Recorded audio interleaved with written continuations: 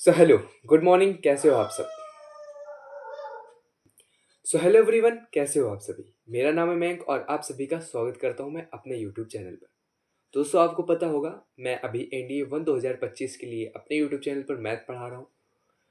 थोड़ा सा जो भी मैंने सीखा है वो सब आपके साथ शेयर कर रहा हूँ। अगर मैं अपनी बात करूँ तो मैंने 3 बार एनडीए रिटन क्वालिफाई किया है एंड मैंने 3 बार एसएसबी भी दी है, जिसमें मैं 1 बार स्क्रीन आउट हूँ और 2 बार कॉन्फ्रेंस आउट हूँ। स्क्रीन आउट के बाद मैं 2 बार स्क्रीन इन हुआ। सो एक सिंपल सा क्वेश्चंस आप लोगों के माइंड में होते हैं कि स्क्रीन इन का प्रोसेस फ्रेशर में कैसा होता है, स्क्रीन इन का प्रोसेस रिपीटर्स में कैसा होता है, और एक एस्पिरेंट का, एक कैंडिडेट का एक्सपीरियंस कैसा था।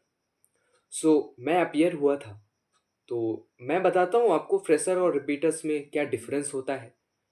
बेसिकली क्या दोनों के लिए क्या अलग टॉपिक्स होते हैं, पिक्चर अलग होती है, ऐसा क्या कुछ सिस्टम है। तो आइए बात करते हैं। देखो, फ्रेशर और रिपीटर्स से मेरा मतलब है कि जो लोग एसएसबी में पहली बार अपीयर होते हैं, या फिर जिन लोगों ने वो जो 5 दिन का प्रोसेस होता है, जो 5 दिन आप अंदर रहकर वहाँ पर रहते हैं, वहाँ एकोमोडेशन में रहते हैं, लंच डिनर सब कुछ करते हैं, वो 5 दिन का प्रोसेस जिन्होंने देखा होता है उन्हें रिपीटर बोलते हैं, और जिन्होंने नहीं देखा होता उन्हें फ्रेशर बोलते हैं।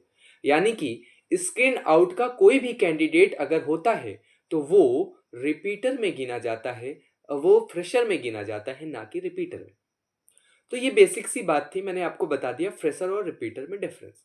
यानी कि अब अगर कोई कैंडिडेट स्क्रीन आउट है तो उसे ज़्यादा चांसेस हैं कि फ्रेशर के ग्रुप में रखा जाए। बट समटाइम्स क्या होता है कि रिपीटर्स की रिपोर्टिंग कम होती है। एक ग्रुप बनाने के भर के रिपीटर्स नहीं होते। जैसे अगर नॉर्मल बात करूँ तो देहरादून और गुवाहाटी देहरादून एंड गांधीनगर वगैरह में 15 लोगों का एक ग्रुप बनता है, और अगर उन 15 में 15 ही रिपीटर्स नहीं है तो वो 2 स्क्रीन आउट से कैंडिडेट उठा लेते हैं। मान लेते हैं 13 रिपीटर्स हैं तो 2 कैंडिडेट वो स्क्रीन आउट से उठा लेते हैं। तो नॉर्मल सी बात है, डिपेंड ऑन योर लक। अच्छा, अब फ्रेशर और रिपीटर के स्क्रीन इन प्रोसेस या फिर OIR प्रोसेस में कुछ डिफरेंस होता है? तो my answer is no.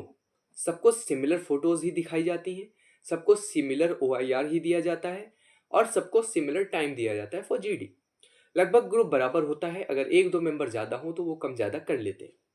Basically करते क्या है वो, सबसे पहले फ्रेशर्स को जो है पिक्चर दिखा देते हैं और उनसे जीडी करवाने के लिए उनको ले जाते हैं।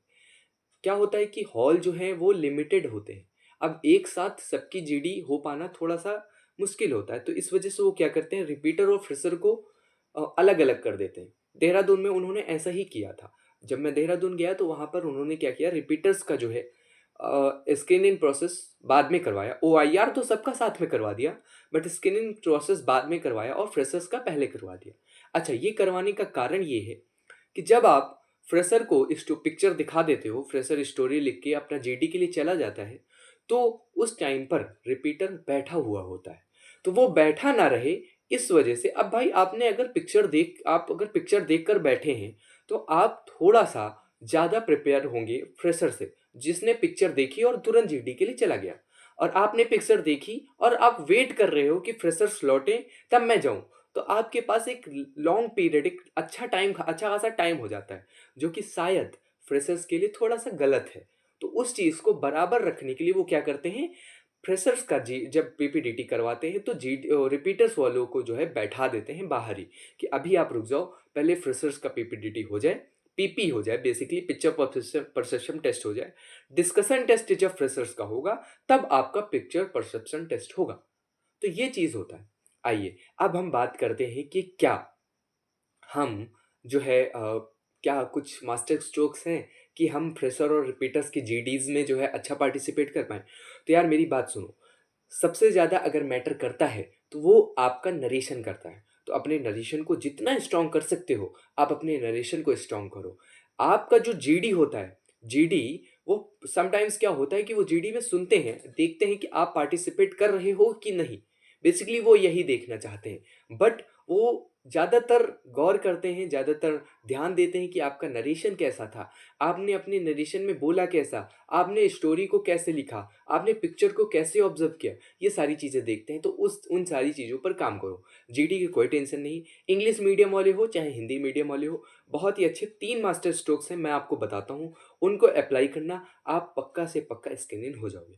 पहला मास्टर स्ट्रोक, जब भी आप लोग नरेट करें, अपनी स्टोरी जब नरेट करें, तो आप उनकी आँखों में देखो।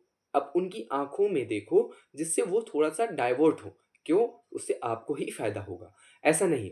और दूसरी चीज़, उनकी आँखों में स्टोरी देखने के साथ-साथ सुनिए, वो क्या बोल रहे हैं, उनकी थीम क्या थी, उनके एक्शंस क्या थे। यानी कि जैसे आप 15 लोगों का एक ग्रुप है और उसमें आपका चेस नंबर 13 है, तो आपको जो है 1 से लेकर कम से कम 11 लोगों की स्टोरी सुननी है। फिर 12वीं की स्टोरी जब बोली जा रही हो, जब चेस नंबर 12 अपनी स्टोरी बोल रहा हो, तब आप अपनी स्टोरी को एक बार फिर से रिवाइज़ करें और जैसे ही आपका नंबर आए, तो आप अपनी स्टोरी बोलो। तो आपको सबको स्टोरी सुननी है, फिर आपके 14 और 15 उन दोनों की भी स्टोरी सुनो। तो बेसिकली आपको सबकी स्टोरी सुननी है। ये आपका पहला मास्टर स्ट्रोक है। आप अगर सबकी स्टोरी सुनेंगे तो जीडी में आप उतना ही अच्छा परफ़ॉर्म करेंगे। सेकंड चीज़, आप जब अपनी स्टोरी नरेट कर रहे हों, आप जब अपनी स्टोरी नरेट कर रहे हो तो लोगों की आँखों में नहीं, फ़ोरहेड पे देखो। आप जब फ़ोरहेड पे देखोगे तो सबसे पहले तो आपका वो दिख जाएगा कि आप उसे देख रहे हो।